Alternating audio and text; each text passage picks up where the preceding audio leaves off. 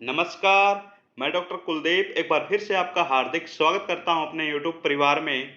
Target JRF में NTA UGC net 2023 की 17 जून को जो परीक्षा है, उसके लिए आप सबको ये जानना बहुत ज़्यादा आवश्यक है कि यूजीसी जो परीक्षा करवाती है नेट की, उसमें किस तरह के प्रश्न पूछे जाते हैं। जो विद्यार्थी पहली बार ये परीक्षा दे रहे हैं, हो सकता है वो ऑब्जेक्टिव टाइप जो क्वेश्चन होते हैं वो पढ़ करके परीक्षा हॉल में चले जाएं और उसके बाद में जैसे ही वो पेपर का लेवल देखेंगे उनका दिमाग घूम जाएगा। तो इसलिए जिन्होंने पहले पेपर दिया है उनको तो पता है, फिर भी जो नए विद्यार्थी हैं उनको ये जानना बहुत ज़्यादा ज़रूरी है कि आपका जो पेपर है वो किस तरह का आएगा। जैसा कि आपको पता है, पिछली वीडियो में हम पिछले वर्ष का जो प्रश्न पत्र था वो हल कर रहे थे और वीडियो ज़्यादा लंबी होने के कारण हमने वो बीच में ही बंद कर दिया था, क्योंकि 50 प्रश्न हमने पिछली वीडियो में पढ़ लिए थे। आज की वीडियो में जो बचे हुए 50 प्रश्न हैं उनको हम अच्छे से पढ़ेंगे और आज आपको लगभग सभी प्रश्नों का पता चल जाएगा कि कौन से यूनिट से कितने प्रश्न आते हैं। जैसे मैंने बताया था, वैसे तो यूजीसी के द्वारा 10 अलग-अलग इकाई निर्धारित कर रखी हैं, किंतु सही मायने में जो आपकी इकाई है मुख्य रूप से जो हिंदी के विद्यार्थियों को पता ही है, 3 ही हैं। एक तो हिंदी साहित्य का इतिहास, जैसे मैंने कल बताया था पिछली वीडियो में कि 70% के आसपास प्रश्न पूछे जाते हैं। इसके अलावा जो काव्य शास्त्र है भारतीय और पाश्चात्य, उसमें लगभग 20% प्रश्न पूछे जाते हैं। भाषा विज्ञान जो और हिंदी व्याकरण का जो आपका विषय है उसमें से 10% के आसपास ये एवरेज यूजीसी के द्वारा जो परीक्षा करवाई जाती है उसमें इसी के लगभग प्रश्न पूछे जाते हैं। तो आइए अब हम शुरू करते हैं यूजीसी नेट जून 2022 का जो प्रश्न पत्र था उसको हल करना। प्रश्न संख्या 51 है, मेरी भवबाधा हरो तो होए में प्रयुक्त जो झाई शब्द है इसका सही अर्थ क्या है। अब आपको लग रहा होगा इसमें तो हमें झाई कहीं नजर ही नहीं आ रहा, लेकिन बिहारी जो रीतिकाल के रीतिसिद्ध कवि हैं उनकी एकमात्र रचना बिहारी सतसई 713 उसमें दोहे हैं। तो उसमें ये पंक्तियां हैं, मेरी भव बाधा हरो राधा नागरी सोई जा तन की झाई पर श्यामु हरित दूती होई। अब आपको यहाँ पे इस दोहे में जो झाई शब्द था वो समझ में आ गया होगा।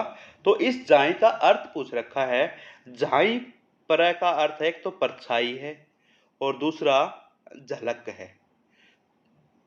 तो ये दोनों ऑप्शन देखो आपके किसमें हैं, 1 और 2। मुस्कान भी नहीं है, दृष्टि भी नहीं है, तो परछाई और झलक आपको 1 और 2 पहले ही ऑप्शन में मिल जाते हैं। इस प्रकार से इसका जो सही उत्तर होगा वो ऑप्शन ए होगा। बढ़ते हैं अगले प्रश्न की तरफ। अगला प्रश्न है, नंददास के बारे में आचार्य रामचंद्र शुक्ल के क्या विचार हैं। ये पिछली वीडियो में भी इसी प्रश्न पत्र में आया हुआ था। अष्टसाप के जो कवि थे रामचंद्र शुक्ल के विचार उसमें पूछे गए थे। तो नंददास के बारे में आचार्य रामचंद्र शुक्ल के विचार क्या हैं। पहला देखो, इनकी रचना भी बड़ी सरस और मधुर है। ये बात तो बिल्कुल माने इन्होंने। कृष्ण की रासलीला का अनुप्रास आदि युक्त साहित्यिक भाषा में विस्तार के साथ वर्णन है, ये भी सही है।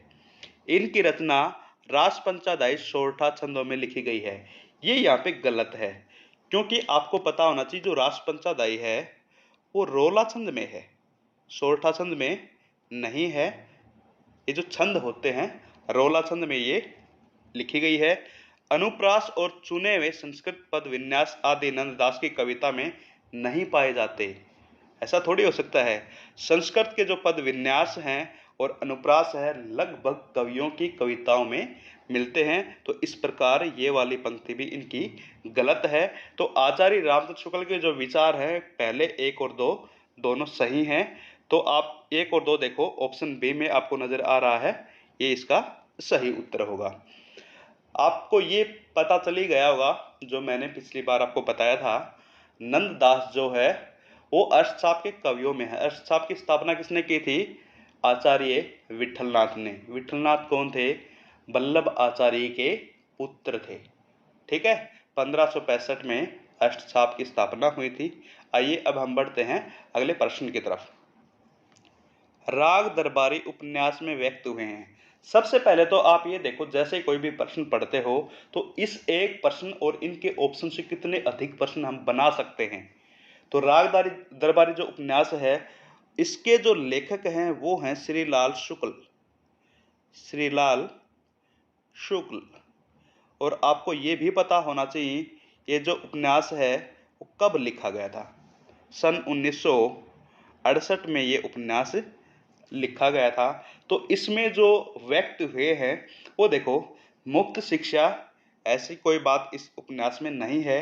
ग्रामीण करुणाई जिंदगी की आलोचना, ये सही है। इस उपन्यास में ग्रामीण जो करुणाई है उस जिंदगी की आलोचना हुई है। बैंकों का राष्ट्रीयकरण, इसमें ऐसा भी नहीं है। कस्बाई जीवन की व्यंग्यपूर्ण अभिव्यक्ति, ये दूसरी और जो चौथी पंक्ति हैं, लगभग आप इनको पढ़ के देखो, आपको मिलती जुलती ही ये नजर आएंगी। तो इस प्रकार से प्रश्न संख्या जो 53 है उसका सही उत्तर होगा ऑप्शन बी, 2 और 4। अगला प्रश्न है, धनी कौन होता है इसका कोई विचार नहीं करता, वह जो अपने कौशल से दूसरों को बेवकूफ बना सकता है। उपर्युक्त जो संवाद है गोदान में किन पात्रों के मध्य हुआ। आप सभी को पता है गोदान बहुत बड़ा उपन्यास है, बहुत ज़्यादा प्रसिद्ध है और इसके जो लेखक हैं वो मुंशी प्रेमचंद हैं। अब आपसे मैं एक प्रश्न पूछता हूँ, आपको कमेंट बॉक्स में इसका उत्तर जरूर देना है। गोदान का जो प्रकाशन वर्ष है वो क्या है। प्रश्न ध्यान से सुन लो, मैंने पूछा है गोदान का प्रकाशन वर्ष क्या है, ये आपको बताना है। तो आइए वापस आते हैं 54वां जो आपका प्रश्न है इस पे। धनी कौन होता है इसका कोई विचार नहीं करता, वह जो अपने कौशल से दूसरों को बेवकूफ बना सकता है। इसमें पात्र दे रखे हैं गोदान के लगभग ये मेहता, मिस्टर मेहता, मिस मालती, गोविंदी और मेहता, दिग्विजय मीनाक्षी, ये तो इसमें नहीं है। और ये जो मिर्जा खुर्शीद और राय अमरपाल, इनमें आप ये देखो, आपको ये भी पता होना चाहिए गोदान के जो नायक है वो कौन है, नायिका कौन है। नायक का नाम क्या है, होरी है, एक किसान है। ठीक है, उसकी पत्नी जो है वो धनिया है। एक प्रश्न और पूछ रहा हूं मैं आपसे, होरी ने जो गाय ली थी उसका नाम क्या था। होरी ने अपने एक मित्र से जो गाय लेकर वो आया था उसका आपको नाम बताना है, उसके उस मित्र का नाम क्या था। ठीक है, और इसके जो आप कह सकते हो उसका सही उत्तर होगा गोविंदी और मेहता। ये इन्होंने जो पंक्ति, इनका जो संवाद चल रहा था गोविंदी और मेहता के बीच में चल रहा था। अगला प्रश्न देखो, निम्नलिखित में से कौन सा निबंध भारतेंदु हरिश्चंद्र ने लिखा है। भारतेंदु हरिश्चंद्र जो भारतेंदु युग और आधुनिक हिंदी साहित्य के प्रवर्तक हैं, उनमें रामायण का समय बंधु उत्सव किसे कहते हैं, अब मैं नाचो बहुत गोपाल, रसात्मक बोध के विविध रूप। पहला जो ये निबंध आपको नजर आ रहा है रामायण का समय, ये पुरातत्व संबंधी निबंध है और यही भारतेंदु हरिश्चंद्र का है, पुरातत्व संबंधी ये निबंध है।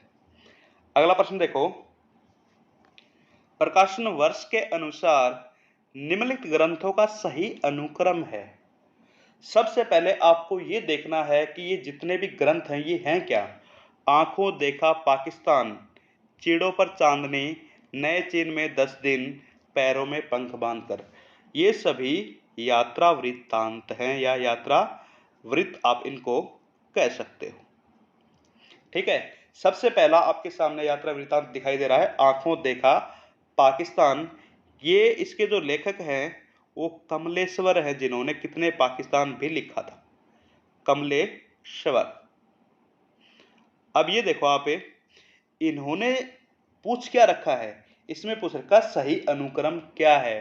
सही अनुक्रम जानने के लिए आपको इन जो भी यात्रा वृत्तांत हैं इनका प्रकाशन वर्ष जानना बहुत ज़्यादा जरूरी है, नहीं तो समझ में ही नहीं आएगा कि कौन सा पहले था कौन सा बाद में था। तो ये जो आंखों देखा पाकिस्तान है 2006 ईस्वी में प्रकाशित हुआ था, ध्यान रखना है। इसके बाद में चीड़ों पर चांदनी, निर्मल वर्मा इसके लेखक हैं। और चीड़ों पर जो चांदनी है उसका प्रकाशन वर्ष है 1964। 1964। इसके बाद में आप देखो अगला जो है, नए चीन में 10 दिन।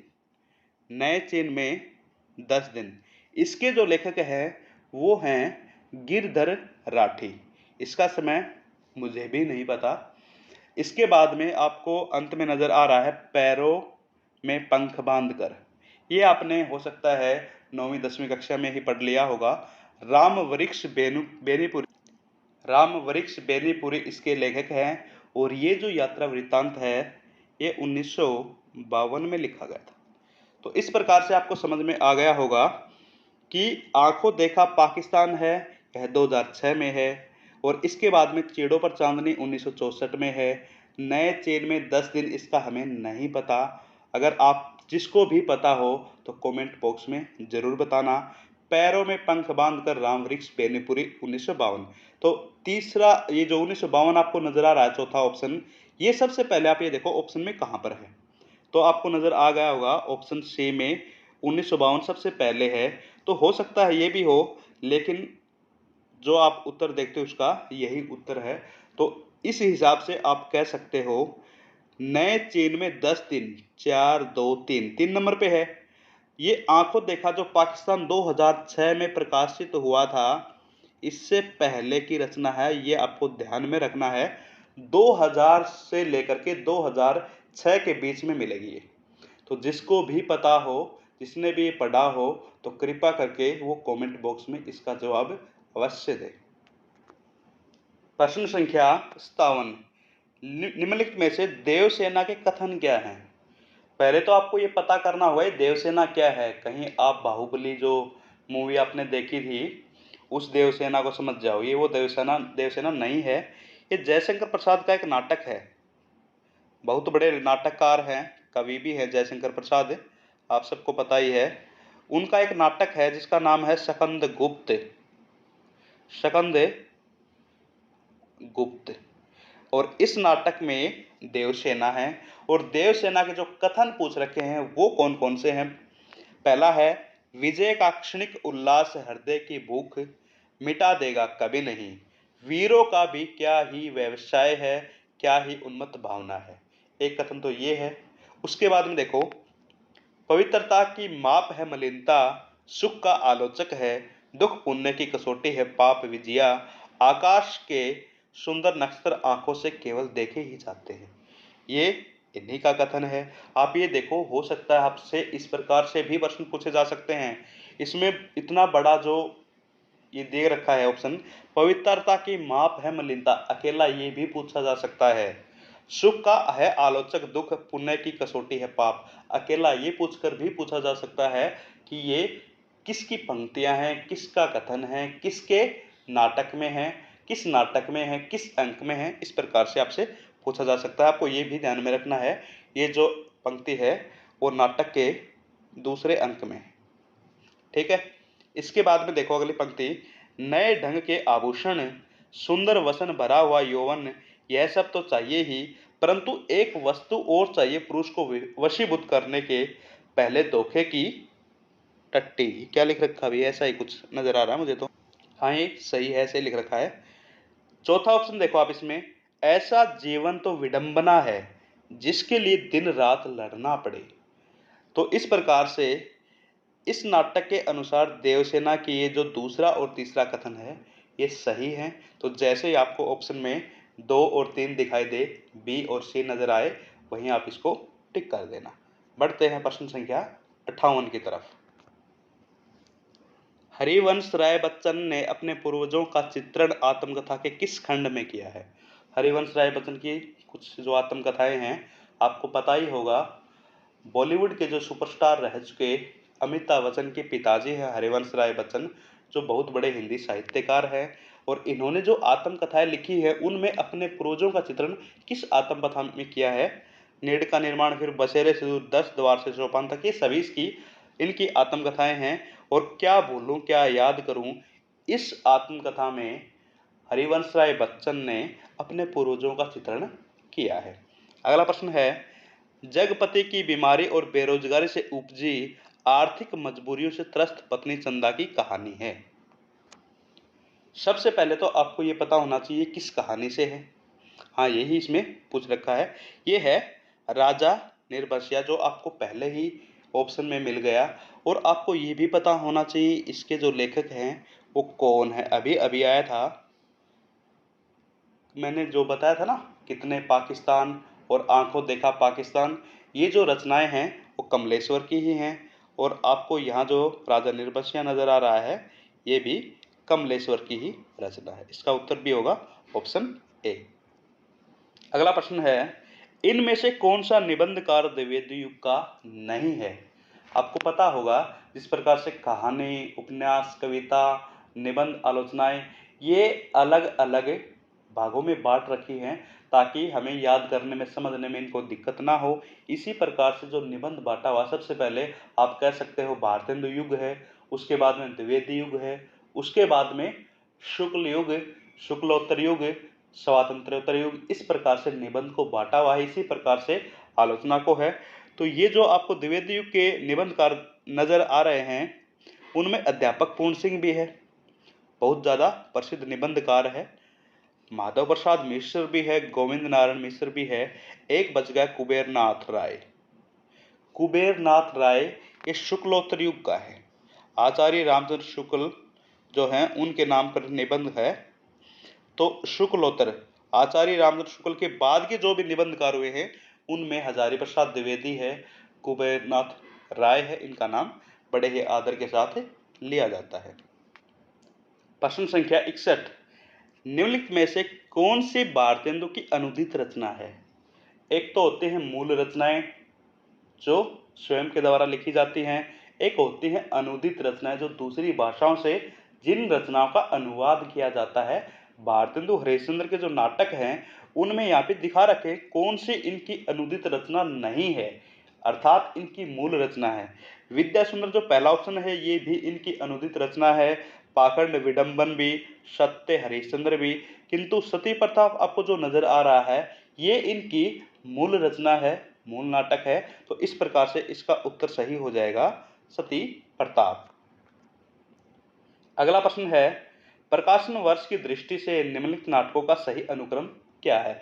लगभग आपको इसी तरीके से जो प्रश्न है वो ज्यादा संख्या में नजर आ रहे हैं और आप इनमें विचलित नहीं होना है। आप कोशिश करो, अगर आपको दो भी अच्छे से पता है तो भी आप इनका उत्तर सही कर सकते हो। एक आधा ऐसा प्रश्न आ सकता है, अगर आपको तीन का भी पता है तो भी गलत होने की संभावना है। लेकिन कोशिश ये करो आपको एक दो जितना तीन पता है अच्छे से पढ़ो और उसके बाद में ही निशान लगाओ।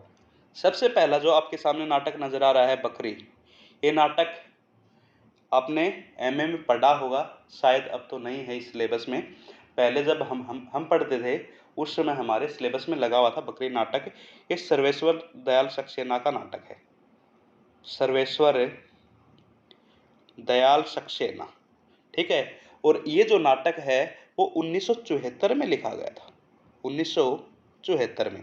इसके बाद में कबीरा खड़ा बाजार में, यह नाटक भीष्म शाहिनी का है, भीष्म शाहिनी का है। और इस नाटक का जो प्रकाशन वर्ष है वो 1981 है। इसके पश्चात मादा कैट्स, ये जो नाटक है वो लक्ष्मी नारायण लाल का है। आपको ध्यान में रखना है लक्ष्मी नारायण मिश्र, लक्ष्मी नारायण लाल, ठीक है, लक्ष्मी नारायण पोद्दार। इस प्रकार से लक्ष्मी नारायण के नाम से काफी नाम है, विचलित नहीं होना है, इनको थोड़ा सा अच्छे से पढ़ना है आपको। ये जो नाटक है इसका प्रकाशन वर्ष है 1959। अंतिम नाटक कोणार्क बहुत प्रसिद्ध नाटक है जगदीश चंद्र माथुर का, और इस नाटक का जो समय है वो है 1951। ध्यान में रखना है 1951। तो इस प्रकार से आप ये देखो, सबसे पहले 1951 में नाटक लिखा गया है कोणार्क, ठीक है। और ये जो कोणार्क है यहां देखो कि चौथा आपको पहले नंबर पे कहा नजर आ रहा है, सी ऑप्शन में नजर आ गया। आप एक ही ऑप्शन से अगर सही आपको पता चल गया तो इससे भी आप ठीक कर सकते हो, क्योंकि ए बी सी डी चार आपके ऑप्शन हैं और चौथा हमने 1951 में किया। अगर आपको कोणार्क का पता है तो सबसे पहले आप ये देखोगे कि चौथा पहले वाली ऑप्शन में कहाँ आ रहा है, तो इसमें आ रहा है पहले नंबर पे 4। उसके बाद में आपको 3 नजर आएगा, और 3 देखो मादा कक्ष की जो प्रकाशन वर्ष की समय सीमा वो है 1959 है। इसके पश्चात आपको एक यहाँ पे ऑप्शन में नजर आ रहा है, एक बकरी का 1974 है, उसके बाद में कबीरा खड़ा बाजार का 1981। तो आप आसानी से इनको हल कर सकते हो। अगला प्रश्न है, निम्नलिखित में से जो तत्सम शब्द है वो हमें पहचानना है। इतने प्रश्न हमने पढ़ लिए। 63वां जो प्रश्न हमारा आया है उसमें पहला प्रश्न है जो हमारे हिंदी व्याकरण से पूछा गया है। इसलिए मैं आपको कह रहा था हिंदी व्याकरण से ज्यादा प्रश्न नेट की परीक्षा में नहीं पूछे जाते। आप देखो, आग, आग तो तद्भव शब्द है, आग का जो तत्सम होगा वो अग्नि होगा। बयार, पख, इस प्रकार के जो शब्द रखे हैं ये आपके तद्भव शब्द हैं। अक्षर, तत्सम और तद्भव शब्द, तत्सम शब्द वे होते हैं जो ज्यों का त्यों, जैसे संस्कृत के शब्द हैं वो ज्यों का त्यों हिंदी में आ गए तो तत्सम है, और तद्भव संस्कृत के वे शब्द जो अपना रूप बदल करके हिंदी में आए हैं। ठीक है, तो ये अक्षर आपको जो नजर आ रहा है ये आपका तत्सम शब्द है, और इसका जो तद्भव बनेगा वो बनेगा अक्षर। प्रश्न संख्या 64, बिसोवा खेचर या खेचरनाथ निम्नलिखित में से किसके गुरु थे? बिसोवा खेचर या खेचरनाथ इनमें से किसके गुरु थे? दादू दयाल, सुंदरदास, मलुकदास। ये जो आपको यहाँ पे संत नजर आ रहे हैं ये भी संत है। वैसे तो नामदेव महाराष्ट्र के बहुत बड़े संत हुए हैं, और नामदेव के ही बिसोवा के जो खेचर या खेचरनाथ है वो गुरु थे। आपका जो सही उत्तर होगा ऑप्शन संख्या 3। प्रश्न संख्या 65, भूत ही पारिवारिक पृष्ठभूमि किस आत्मकथा का प्रथम अध्याय है? जो आपको ये आत्मकथाएं दिखाई दे रही हैं ये लगभग दलित आत्मकथाएं हैं। इनमें मुर्दैया इसका सही उत्तर होगा। आपको ये भी पता होना चाहिए जो मुर्दैया है वो तुलसी राम की है आत्मकथा। इसके जो लेखक हैं वो हैं तुलसी राम, तुलसीदास मत कर देना, ये तुलसी राम है। अगला प्रश्न है, वंशीधर निम्नलिखित में से किस कहानी का प्रमुख पात्र है? उसने कहा था इसमें हमें वंशीधर नजर नहीं आता क्योंकि चंद्रधर शर्मा गुलेरी की 1915 में लिखी गई कहानी 1915 है। ये उसने कहा था इसमें वजीरा सिंह, लहना सिंह ये पात्र हैं। गैंग्रीन में खुद लेखक है, और इसके अलावा जो लेखक की दूर की आप कह सकते हो बहन मालती है। इसके अलावा जो आपको दुलाई वाली यहाँ पे नजर आ रहा है यही इसका सही उत्तर होगा। दुलाई वाली के जो लेखक हैं आपको ये भी पता होना चाहिए ये बंग महिला हैं। शुरुआत में जब इन्होंने लिखना प्रारंभ किया तब हम सिर्फ इनके बंग महिला के नाम से ही जानते थे, क्योंकि हो सकता है आप कह सकते हो पितृसत्तात्मक समाज के कारण पहले जो स्त्रियां लिखती थी वो अपना नाम तक छिपा लेती थी, क्योंकि हो सकता है उनके घर वाले, उनका समाज वाला न चाहे कि कोई भी स्त्री समाज के लिए लिखे। तो इस प्रकार से जो बंग महिला इसका जो नाम हमें बाद में पता चला था, और बंग महिला का नाम अगर पूछा जाता आपसे तो वो है राजेंद्र बाला घोष। ठीक है, पश्चिमी बंगाल की ये लेखिका थी राजेंद्र बाला घोष जिन्होंने दुलाई वाली लिखी थी, और उसी में ये वंशीधर इसका प्रमुख पात्र है। अगला प्रश्न है, निम्नलिखित में से मैथिली शरण गुप्त जो कि द्विवेदी युग के बहुत बड़े कवि हुए हैं, साकेत इन्होंने ही लिखा था। साकेत आप कह सकते हैं नौ सर्ग में जो उर्मिला की गाथा है। तो यहाँ पूछ रखा कि मैथिली शरण गुप्त की रचना कौन सी नहीं है? तो किसान भी है, विकट भट्ट भी है, केशव की कथा भी है, राष्ट्र भारती नहीं है। देखो इन्होंने फंसाने की कोशिश की है, क्योंकि जैसे ही राष्ट्र भारती देखेंगे विद्यार्थी सोचेंगे तो इसकी है, क्योंकि आपको ध्यान रखना है वो राष्ट्र भारती नहीं है, उसका नाम भारत भारती है। इसी प्रकार से यूजीसी की जो परीक्षाएं होती हैं उनमें प्रश्न जो उलझाने वाले होते हैं आपको ध्यान से पढ़ना है पहले प्रश्नों को, और उसके बाद में निशान लगाना है। कहीं जल्दबाजी में जैसे आपको भारती नजर आए, भारत भारती तो इन्हीं की है, लेकिन वो भारत भारती है, राष्ट्र भारती नहीं है। इस प्रकार इसका सही ऑप्शन होगा ऑप्शन डी। प्रश्न संख्या 68, यह देह भाव भ्रांति है, यह कथन किसका है? ये जो उर्वशी आपको नजर आ रहा है रामधारी सिंह दिनकर, सुप्रसिद्ध कवि आप कह सकते हो रामधारी सिंह दिनकर, सभी ने इनका नाम सुना हुआ है। उनकी एक रचना है, काव्य नाटक कह सकते हो आप उसको, चंपू काव्य भी कहते हैं, उर्वशी। उसमें उर्वशी और पुरवा की जो कहानी है, और इसका उत्तर भी उर्वशी ही होगा। अगला प्रश्न है, कोमल कपोल पाली में सीधी सादी स्मित रेखा, जानेगा वही कुटिलता जिसने भी मैं बल देखा। उपयुक्त छंद से संबंधित सही तथ्य कौन सा है? ये जो छंद दे रखा है इसमें सही तथ्य पूछ रखा है यहाँ पे। तो आप ये देखो, पहला जो ऑप्शन है, कपोल सागर के तट पर मुस्कान रूपी नाव तैर रही है। दूसरा है, बाहों की कुटिलता से प्रेमिका के कुटिल हृदय का पता चलता है।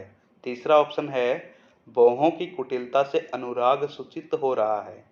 चौथा है, यह अनुराग गालों पर फैली मुस्कान से व्यक्त हो रहा है।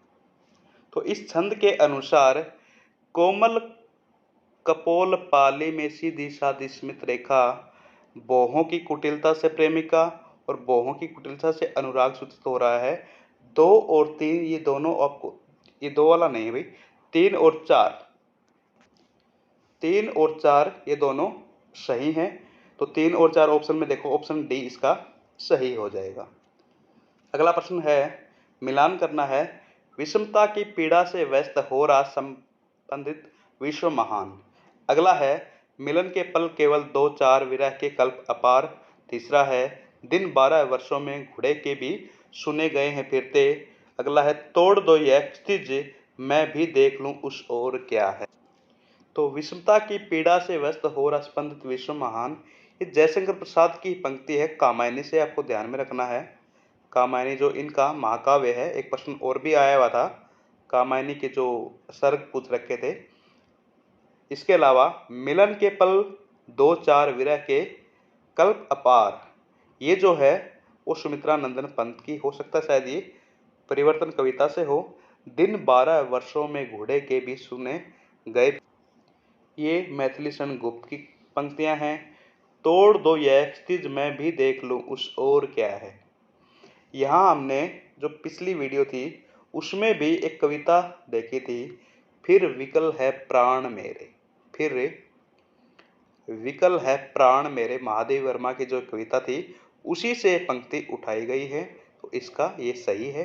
तो इस प्रकार से 1 का 1 ठीक है, 4 का 4 ठीक है। ऑप्शन में देखो, ये दोनों 1 का 1 ठीक और 4 का 4 ठीक आपको ऑप्शन सी और डी दोनों में नजर आ रहे हैं। अब यहाँ देखो, हमने 2 का 3 से मिलान किया था, तो 2 का 3 यहाँ पे इसमें नजर आ रहा है ऑप्शन डी में। तो इस प्रकार से इसका सही उत्तर होगा ऑप्शन डी। अगला प्रश्न है, संस्मरण की पुस्तकें हैं, स्मृति के आधार पे, यादाश्त के आधार पे जो भी पुस्तकें लिखी जाती है उनको संस्मरण कहते हैं। नंगा तलाई का गांव, ये जो रचना है ये संस्मरण है। अच्छे दिन पाछे गए, ये भी संस्मरण है। ऋण जल धन जल, ये रिपोर्टाज है। वे लड़ेंगे 1000 साल, ये भी रिपोर्टाज। तो आपको यहाँ पे 2 नजर आए होंगे संस्मरण। पहला है ये विश्वनाथ त्रिपाठी का, विश्वनाथ त्रिपाठी, आपको ध्यान में रखना है, ये संस्मरण है 2004 में लिखा हुआ। इसके अलावा अच्छे दिन पाछे गए, ये भी है संस्मरण काशीनाथ सिंह का, और इसकी भी जो प्रकाशन की जो तिथि है वो 2004 ही है। तिथि तो नहीं कहेंगे हम यहाँ पे, प्रकाशन वर्ष कहेंगे 2004। ऋण जल धन जल, ये है फणीश्वर नाथ रेणु के, बहुत बड़े आंचलिक उपन्यासकार हैं फणीश्वर नाथ रेणु, जिन्होंने तीसरी कसम कहानी लिखी थी।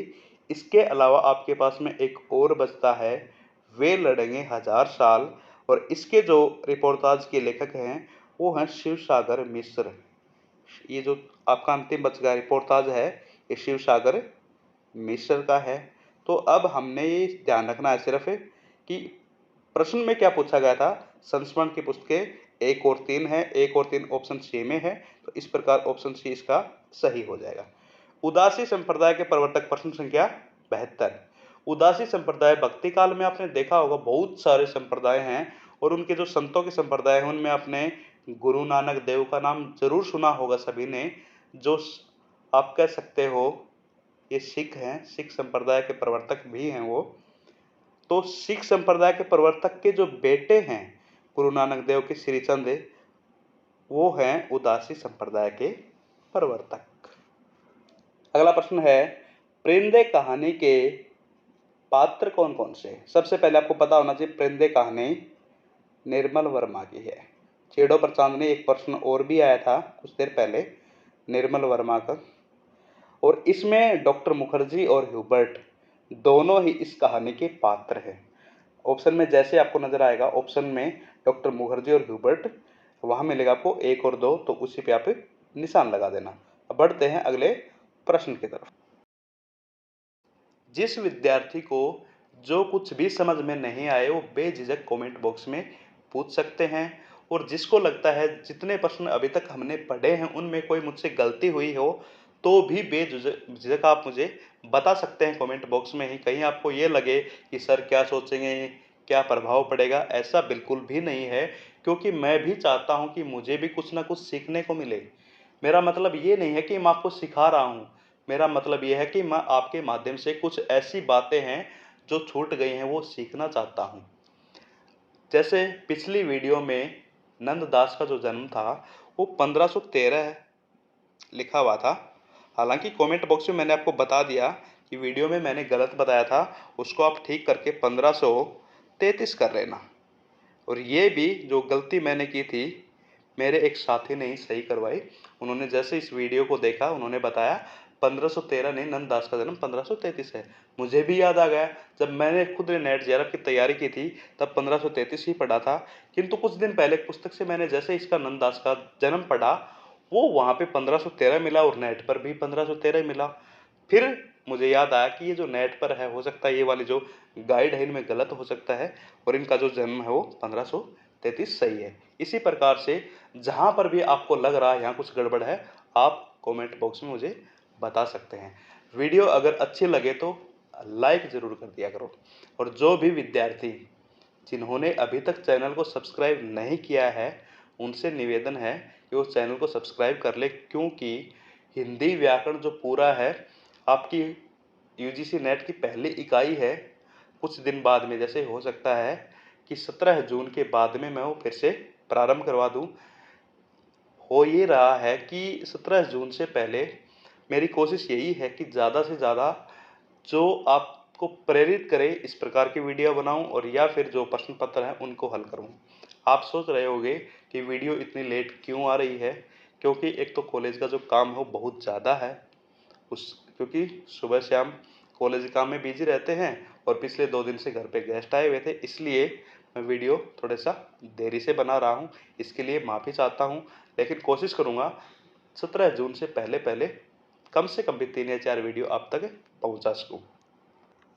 आइए अब बढ़ते हैं अगले प्रश्न की तरफ। जल्दी जल्दी करवा देता हूँ क्योंकि ये वीडियो भी बहुत ज़्यादा लंबी हो रही है।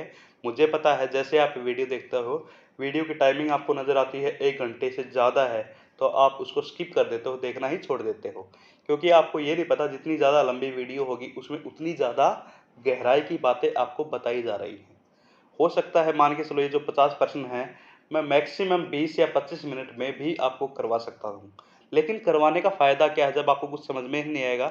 ऐसे तो आपके पास मैंने पीडीएफ भेज दी, आप इनके उत्तर सही कर सकते हो, लेकिन अकेला उत्तर सही करना मेरा लक्ष्य नहीं है। मैं सोच रहा हूँ हर एक ऑप्शन जो दे रखा है वो आपको समझ में आए। अकेले 100 प्रश्न मत समझो इनको, आप 100 प्रश्नों से कम भी 400-500 प्रश्न समझ पाओगे। इसी तरीके से मैं आपको समझा रहा हूँ। तो प्रश्न संख्या जो 74 है, आवारा मसीहा किस साहित्यकार के जीवन पर आधारित है? पिछली वीडियो में भी ये आया था, शरतचंद्र इसका सही उत्तर होगा। उत्तर शरतचंद्र है, लेकिन मैं आपको ये चेक करना चाहता हूँ कि कुछ याद भी रहता है या नहीं रहता। पिछली ही वीडियो में मैंने बताया था कि आवारा मसीहा किसके द्वारा लिखा गया था, ये आपको कमेंट बॉक्स में अब बताना है। आवारा मसीहा के लेखक कौन है? जीवनी है बहुत बड़ी। अगला प्रश्न है, विद्यापति की पदावली में वर्णित मुख्य विषय क्या क्या है? राजनीतिक द्वंद्व ऐसा तो नहीं है, क्योंकि ये तो प्रेम से संबंधित, श्रृंगार से संबंधित लिखते थे। पुरुष परीक्षा ऐसा भी नहीं है। वैसंधि। वैसंधि श्रृंगार रस में आप जब देखोगे तो आपको नजर आएगा, ये बिल्कुल सही है। विद्यापति की पदावली में ऐसा है।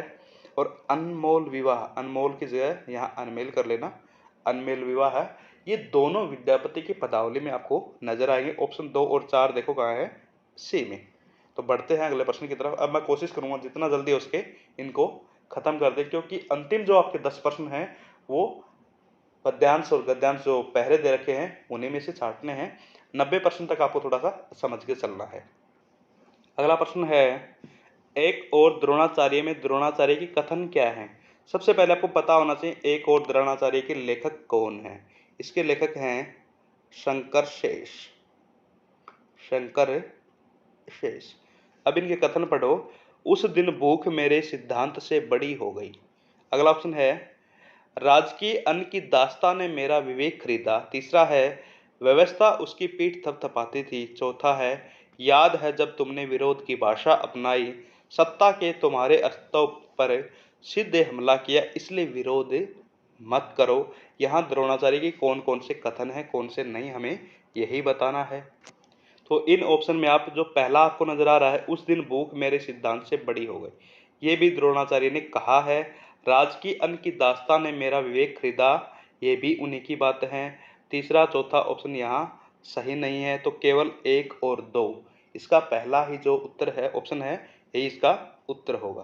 अगला प्रश्न देखो, अरस्तु के त्रासदी सिद्धांत के अंगों का सही अनुक्रम क्या है। अरस्तु जो पाश्चात्य काव्यशास्त्र के बहुत बड़े विचारक हैं, यूनान के थे। आपसे एक और प्रश्न पूछ रहा हूं, अरस्तु के गुरु का नाम क्या था। बहुत आसान प्रश्न है, ये आपको बताना है। अरस्तु के गुरु का क्या नाम था।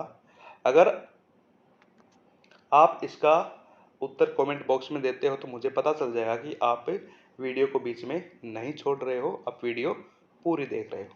तो इसके जो अंग हैं, कथानक, चरित्र, विचार, पद योजना, बिल्कुल यही इनका क्रम होगा, 1 2 3 4।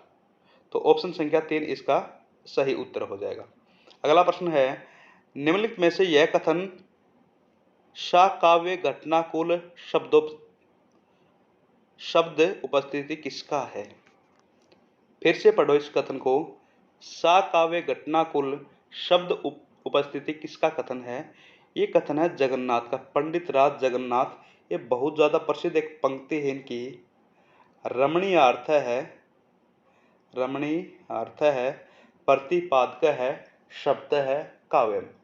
रमणीय अर्थ है, प्रतिपादक, शब्द है काव्यम। संस्कृत के जो अंतिम विचारकों में से एक है पंडित राज जगन्नाथ। इसके अलावा एक और भी हैं, आचार्य विश्वनाथ, जिनकी पंक्ति है वाक्यम रसात्मकम काव्यम।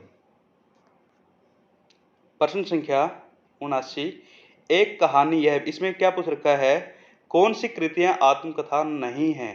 एक कहानी यह भी, ये आत्मकथा है मन्नू भंडारी की।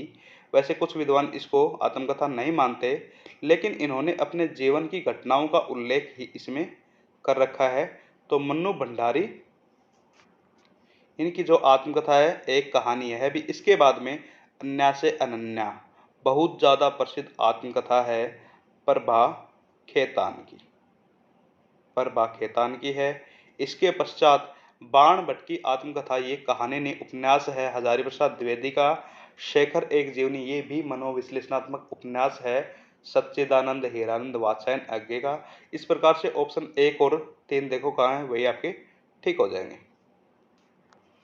नहीं, यहाँ पूछ रखा है आत्मकथा नहीं है, तो ऑप्शन 2 और 4 देखो, ये तो दोनों आत्मकथा हैं ही। 2 और 4 ऑप्शन डी में है। तो बाण भट्ट की आत्मकथा और शेखर एक, और बाण भट्ट की आत्मकथा और शेखर, और बाण भट्ट की आत्मकथा शेखर एक जीवनी, यही इसमें ऑप्शन सही होगा, क्योंकि ये उपन्यास हैं, बाकी दोनों आत्मकथाएं हैं। प्रश्न संख्या 80, तेरी बाकी अदा पर मैं खुद हूँ फिदा, तेरी चाहत को दिल भर बयां क्या करूं, यही ख्वाहिश है कि ई तू मुझको देखा करे, और दिलो जान मैं तुमको देखा करूं। ये पंक्तियां किस कहानी में, ये गीत आप कह सकते हो, किस कहानी में प्रयुक्त हैं। रसप्रिया, पंचलाइट, लालपान की बेगम और तीसरी कसम। तीसरी कसम से ये गीत है और इसके जो लेखक हैं वो हैं फणीश्वर नाथ रेणु। तीसरी कसम पे एक फिल्म भी बनी हुई है। फणीश्वर नाथ रेणु इसका तीसरी कसम सही जवाब होगा। अगला प्रश्न पूछ रखा है, तीसरी कसम कहानी के पात्र कौन कौन से हैं? एक ही रचना से लगातार 2 प्रश्न पूछ लिए गए हैं, तो इनके जो रसमतिया चुरमुनिया ये पात्र नहीं है, धुनीराम और पलटदास। 3 और 4 ऑप्शन जो डी है आपका वही सही होगा। धुनीराम और पलटदास ये इसके पात्र हैं तीसरी कसम कहानी के। अगला प्रश्न है, आषाढ़ का एक दिन जो मोहन राकेश का नाटक है, इसके लिए आषाढ़ का एक दिन राज्य आश्रय और व्यक्ति स्वातंत्र्य के बीच भटकती हुई सृजनात्मकता का नाट्य बिंब है। यह कथन किस आलोचक का है? ये जो आलोचक आपको नजर आ रहे हैं इनमें ऑप्शन बी जो हरिवंश राय बच्चन है, इनके द्वारा ये कहा गया कथन है। अगला प्रश्न है, टी एस इलियट की आलोचना की विशेषता में शामिल है। टी एस इलियट जो पाश्चात्य विचारक हैं, आपको भारतीय काव्यशास्त्र से कम ही प्रश्न नजर आए, यहाँ पे पाश्चात्य काव्यशास्त्र से ज़्यादा पूछे गए हैं। भाषा विज्ञान और हिंदी व्याकरण से तो ना के बराबर है, कोई एक आधा ही प्रश्न आ रहा है। तो इसमें देखो टी एस इलियट की आलोचना की विशेषता में शामिल है। ऑप्शन एक है, कविता आत्मगत अभिव्यक्ति से पलायन है। इन्होंने एक बात कही है, कविता आत्मगत अनुभूति की अभिव्यक्ति है, ये नहीं है। कवि काव्य का माध्यम भर है, ये भी सही है। कविता अपवर्जी और अंतर्वेशी है, ये भी नहीं है। तो इस प्रकार से ऑप्शन 1 और 3 देखो कहाँ पे आपको नजर आ रहा है, ए में ही नजर आ गया, तो ये इसका सही उत्तर होगा। प्रश्न संख्या 84, इसमें मिलान करना है आचार्य राम शुक्ल और हिंदी आलोचना, ये तो है रामविलास शर्मा की। इसके अलावा आचार्य राम शुक्ल आलोचना का अर्थ की आलोचना, यहाँ आपको सारी ही आलोचनाएं जो भी आचार्य राम शुक्ल की पुस्तकें हैं वही नजर आ रही हैं। तो जो बी का मिलान आपको करना है राम स्वरूप चतुर्वेदी के साथ में। इसके बाद में आचार्य राम शुक्ल आलोचना कोश, ये है रामचंद्र तिवारी का। इसके पश्चात अंतिम है हिंदी आलोचना की परंपरा और आचार्य रामचंद्र शुक्ल, ये है शिव कुमार मिश्र का। तो इस प्रकार से ऑप्शन सी है आपका ये सही हो जाएगा। 3 4 2 1। जात ले जात टके सिर जात, 1 टका दो हम अभी अपनी जात बेचते हैं। टके के वास्ते अंधेर नगरी में जात बेचने वाले ब्राह्मण के इस संवाद का व्यंग्यार्थ क्या है? सबसे पहले आपको पता होना चाहिए भारतेंदु हरिश्चंद्र की ये रचना है अंधेर नगरी, एक नाटक है अंधेर नगरी भारतेंदु हरिश्चंद्र का। तो इनमें जो ये पंक्तियां हैं, जात ले जात टके सिर जात, 1 टका दो हम अभी अपनी जात बेचते हैं, ये ब्राह्मण जो है उनके संवाद व्यंग्यार्थ हैं। किसके लिए हैं? यहाँ नगण्य साधारण विशिष्ट असाधारण सब एक ही भाव बिक रहे, ये बात सही है। इसके बाद में यहाँ नगण्य साधारण विशिष्ट हो जाता है, ये नहीं है। यहाँ सामंती मूल्य क्षुण है, नहीं है। राजतंत्र में मूल्य व्यवस्थाएं अपरिवर्तनीय, नहीं है। इस प्रकार से इसका पहला ऑप्शन ही ठीक है। अगला प्रश्न है, भोलाराम का जीव कहानी के विषय सबसे पहले आपको पता होना चाहिए। भोलाराम का जीव हरिशंकर परसाई की कहानी है। हरि शंकर परसाई की ये कहानी है। भ्रष्टाचार की पक्षधरता, भ्रष्टाचार का अनावरण, सदाचार का निषेध, सरकारी कार्यालयों में व्याप्त रिश्वतखोरी की अभिव्यक्ति। तो यहाँ आपको ये नजर आ रहे हैं भ्रष्टाचार का अनावरण और सरकारी कार्यालयों में व्याप्त रिश्वतखोरी की अभिव्यक्ति, ये भोलाराम का जीव कहानी में विषय हैं 2 और 4। ऑप्शन ए आपका सही हो जाएगा। अगला प्रश्न है, स्वच्छंद वृत्ति वालों की संवेदना अनेक प्रकार की हो सकती हैं, पर मध्यकाल के इन स्वच्छंदकर्ताओं की संवेदना केवल प्रेम की संवेदना थी, प्रेम के पीर के पक्षी थे। यह कथन किस आलोचक का है? यह कथन आचार्य राम शुक्ल, विश्वनाथ प्रसाद मिश्र, चंद्रवली पांडे, शिव कुमार मिश्र। तो विश्वनाथ प्रसाद मिश्र का ये कथन है। अगला प्रश्न है, मिलान करना है। ये जो आपको यहाँ पे अलंकार नजर आ रहे हैं इनसे इनका मिलान करना है। तो पहला है उपमेय गर्भ व्यतिरेक से इसका मिलान कर दो। इसके पश्चात सादृश्य मूलक उत्प्रेक्षा से इसका मिलान कर दो। इसके पश्चात विरोध गर्भ विभावना से मिलान कर दो। एक बच गया श्रृंखला मूलक एक आवली से इसका मिलान कर दो। इस प्रकार आप ये देखो 4 3 1 2 ये कहाँ है 4 3 1 2 ऑप्शन संख्या जो बी आपको नजर आ रही है सही है। अगला प्रश्न है पद्माकर भट्ट के बारे में आचार्य रामचंद्र शुक्ल के क्या विचार है। पद्माकर भट्ट जो रीतिकाल के ब्रजभाषी अंतिम कवियों में बहुत प्रसिद्ध कवि थे, रीतिकाल के एक कवि थे पद्माकर भट्ट। इनके बारे में रामचंद्र शुक्ल क्या कहते हैं। ऐसा सर्वप्रिय कवि इस काल के भीतर बिहारी को छोड़ दूसरा नहीं है। ये बात रामचंद्र शुक्ल ने पद्माकर के बारे में कही है, परंतु पद्माकर की कल्पना दृष्टि बिहारी से कमतर थी, ऐसा इन्होंने नहीं कहा। पद्माकर की रमणीयता ही सर्वप्रियता का एकमात्र कारण है, ये बात भी आचार्य रामचंद्र शुक्ल ने कही है। पद्माकर की भाषा कड़कती होते हुए भी कबीर जैसी नहीं है, ऐसी इन्होंने कोई भी निंदनीय बातें नहीं कही हैं। तो ऑप्शन 1 ऑप्शन 3 जहां आपको नजर आए ये दोनों सही हैं। ये मत सोचना कि 4 ही ऑप्शन दे रखे हैं, 4 में से 2 मैंने बता दिए। 1 और 3 आगे आप देखोगे इनके दोनों के ऑप्शन आपको मिलेंगे। यहाँ देखो 1 और 3 यही उनके ऑप्शन थे।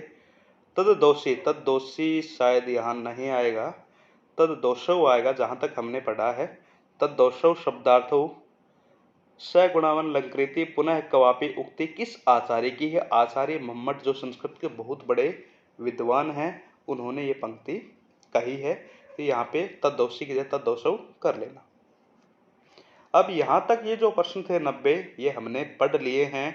आपको पता भी चल गया होगा कि किस प्रकार से आपसे प्रश्न पूछे जाते हैं। ज़्यादातर जो प्रश्न है वो हिंदी साहित्य इतिहास वो भी आधुनिक काल से पूछे जाते हैं, और इसके बाद में पाश्चात्य काव्यशास्त्र से ज़्यादा प्रश्न यहाँ पे आए हुए हैं। भारतीय काव्यशास्त्र के मुकाबले हिंदी भाषा और व्याकरण से बहुत कम प्रश्न हैं। अब जो आपके सामने 10 प्रश्न हैं, निम्नलिखित अवतरण ध्यानपूर्वक पढ़िए और प्रश्नों के उत्तर दिए गए विकल्पों के अनुसार चुनिए। यहाँ हो सकता है व्याकरण से संबंधित कुछ प्रश्न आ जाएं। इनके लिए आपको करना क्या है, ये जो पैरा साहित्य के उपासक अपने पैर के नीचे की मिट्टी की उपेक्षा नहीं कर सकते। हम सारे बाह्य जगत को असुंदर छोड़कर सौंदर्य की सृष्टि नहीं कर सकते।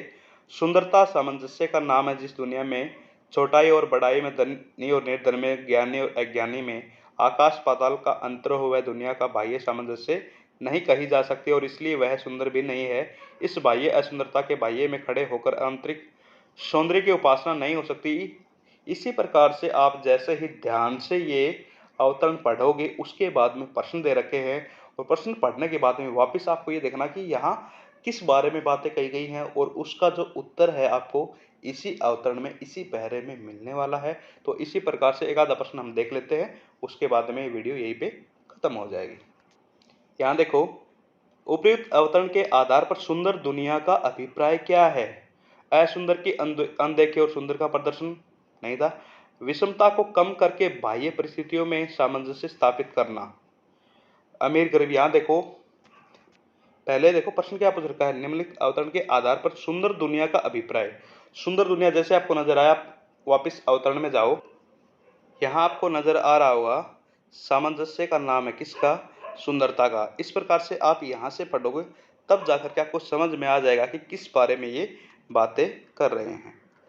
तो इसका सही उत्तर होगा ऑप्शन बी, विषमता को कम करके बाह्य परिस्थितियों में सामंजस्य स्थापित करना सही नहीं है। इसी प्रकार से 5 प्रश्न ये हैं। 5 प्रश्न अब थोड़े से वो और देख लेते हैं कि किस टाइप के पूछे जा रहे हैं।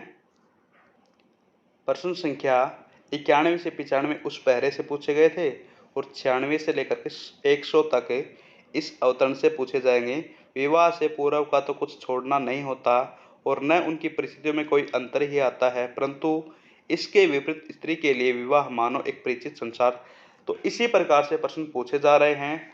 तो अब आपको ये समझ में आ गया होगा कि यूजीसी नेट की परीक्षा में पेपर का जो लेवल होता है वो क्या होता है, किस यूनिट से किस इकाई से सबसे ज़्यादा प्रश्न पूछे जाते हैं। मैंने आपको शुरुआत में ही बताया था कहते ज़रूर हैं कि हिंदी साहित्य इतिहास में 70% आते हैं, भाषा विज्ञान में 10% और पाश्चात्य काव्य शास्त्र में 20%। तो आपको यहाँ न तो 20% काव्य शास्त्र के मिले और न ही 10% हिंदी भाषा और व्याकरण के मिले। लगभग इसमें हिंदी साहित्य का इतिहास हर तरफ नजर आ रहा है, आदिकाल से लेकर के आधुनिक काल तक। और सबसे ज़्यादा आप कह सकते हो, जैसे जो सिलेबस में निर्धारित आपके दिए गए हैं, कुछ जो कविताएं हैं, नाटक हैं, कहानी है, उपन्यास हैं, उन्हीं से ज़्यादा प्रश्न यहाँ पे पूछे जा रहे हैं। आपको इधर उधर भटकने की ज़्यादा ज़रूरत नहीं है। जो भी निर्धारित पाठ्यक्रम में है आप उनको ही अच्छे से पढ़ लेना, आपका नेट आराम से हो जाएगा। और ये नहीं है कि आप इतना जो लग रहा है कि इतना कठिन पेपर आ रहा है तो हम तैयारी करना छोड़ देंगे। बिल्कुल पीछे नहीं हटना है, ये जंग है, आपको हर हालत में जीतनी है। तो आज की कक्षा का समापन यही होता है। जय हिंद, वंदे मातरम, जय भारत।